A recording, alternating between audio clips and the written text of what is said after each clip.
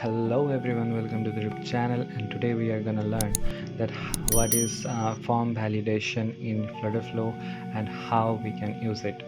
In the last video you saw that what is YouTube player placeholder and how can we use it, so we are gonna remove it. This is a text field. We are gonna keep this text field, and in the hint text there is nothing with this text field, so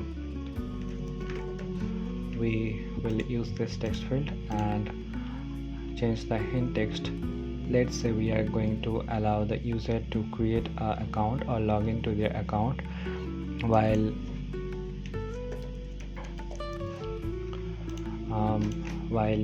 logging into their account, they should have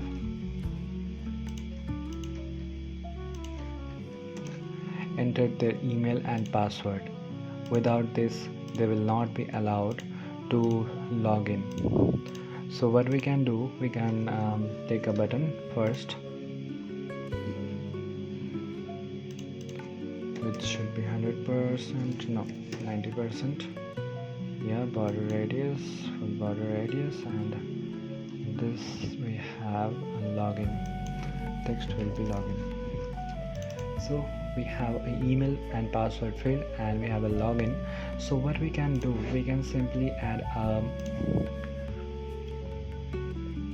form validation. That what form validation means, that in this text field, both of the text field, how we can check that if the user has already filled their email and password field or not. So we can simply add a conditional action which will check if the user has pasted their email and password, then only then they will be allowed to log in. But if you add conditional action and there are a lot of text widgets for some reason, then it will take a lot of time, because the time complexity will be more and more, and it will be very large to handle. And even if your app can crash if there are 50 to 60 text fields. So what we can do, we can simply add a form validation system.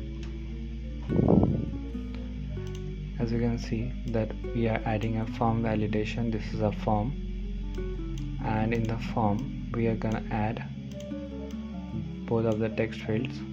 We are gonna replace the child widget and add a column in the form, and in the form we are gonna add both the password and email field.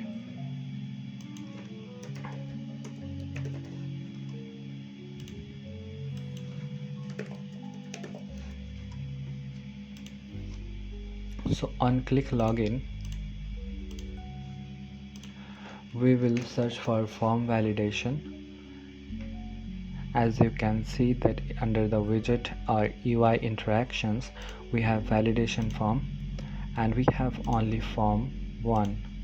The form name is form, but login validation form, we are renaming it for your better understanding. Select form to validate. That form name is login validation form. Terminate if validation fails.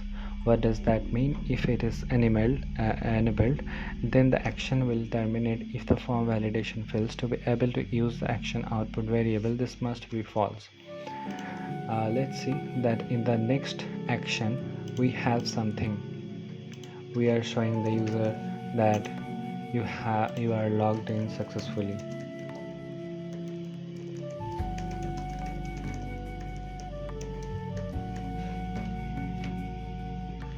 So if the form validation has failed and the user has either left their email field or password field empty, then the next step is not going to be activated, or the form will terminate the action chain here, and this action will not be triggered. So the form validation will happen at first, and if it is successful, only then the second action will happen or be triggered. Either if the form validation fails, the action will be terminated here.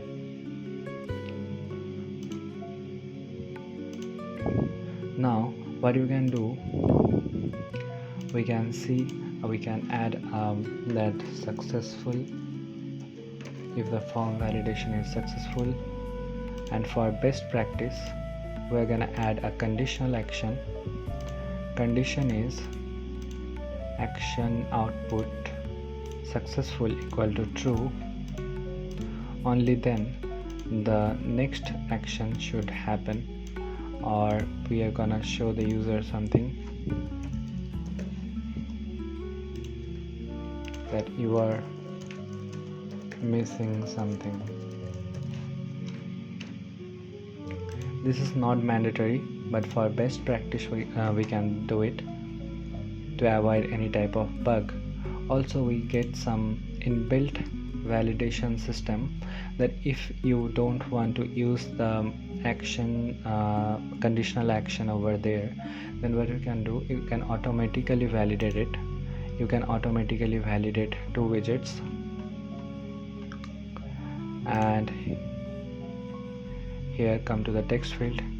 Then if there is any error, then the error border color will be this. Focus border color means when the user is working on this widget, then you can show a green border color that shows that the widget is currently activated. If we click on this email field, then you can see that if the user leaves the email field empty, then the automatic error message will appear and it will say that email is required. And you can also set that how much words are minimum required, and maximum allowed characters also can be given.